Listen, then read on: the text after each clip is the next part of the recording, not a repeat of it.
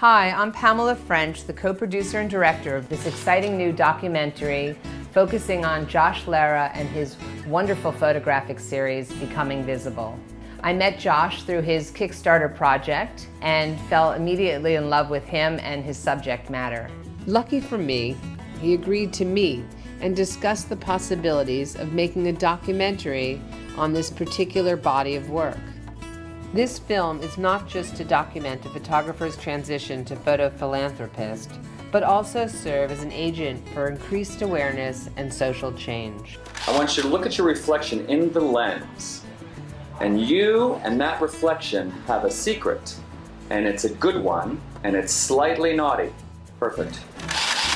Through some suggestions of some friends, I wound up calling the Department of Homeless Services and said, who's the hardest hit in New York by the recession? Who's the worst off? And the woman on the phone said, without hesitation, homeless transgender teenagers.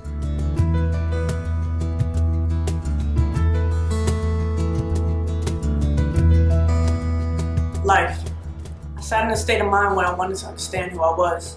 I needed a name. I needed to know who I was as people. Yet who am I? Am I still that same little girl that wrote about the hamster that she loved oh so much? I wanted to get to something that was a little truer than this. Like, I didn't want it to be performancy. I wanted it to be a little realer. That's why we kind of made all these digital frames before we cut to film. And then so by the time we got to film, there was a little more honesty happening. They were used to me. That's it.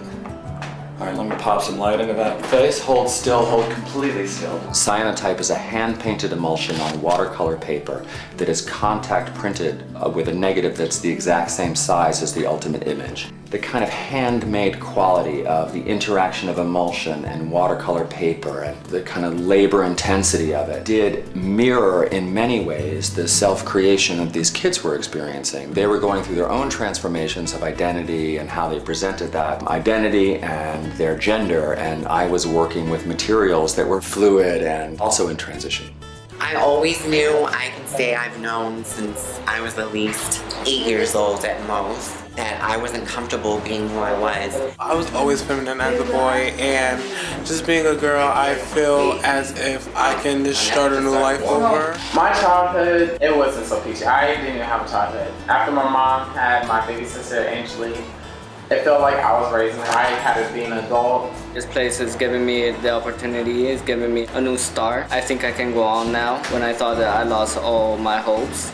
I've been transgender since I was 14 years old. And that was kind of hard for me because my mom's a Jehovah's Witness. She did not accept it, but now she accepts it for who I am. My birth name is Tiffany Coco. I go by Coco. My stage name is Life. It's not L-Y-F-E because I don't question life. It's L-I-F-E. I have had the experience of really opening up my notion of what it means to be transgender. I think that a person is transgender as soon as they say they are.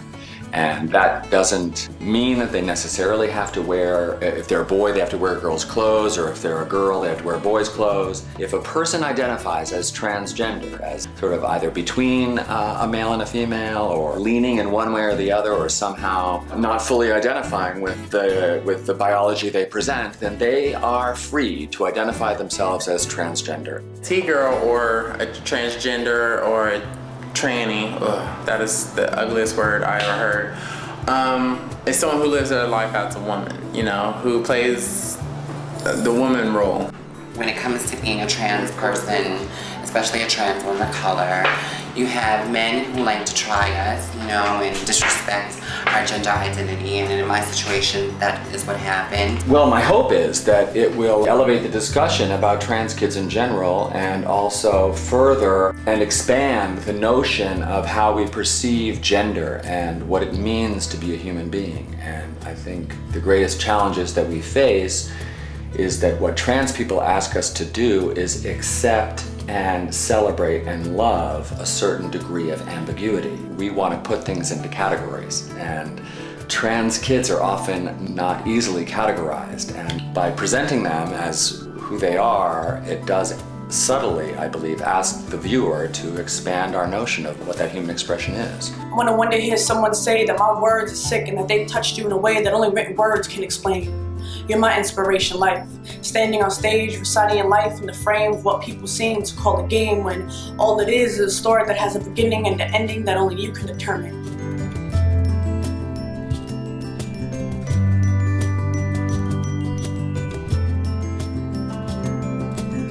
I hope you enjoyed the clip you just saw, and with your help, we can fully realize this documentary.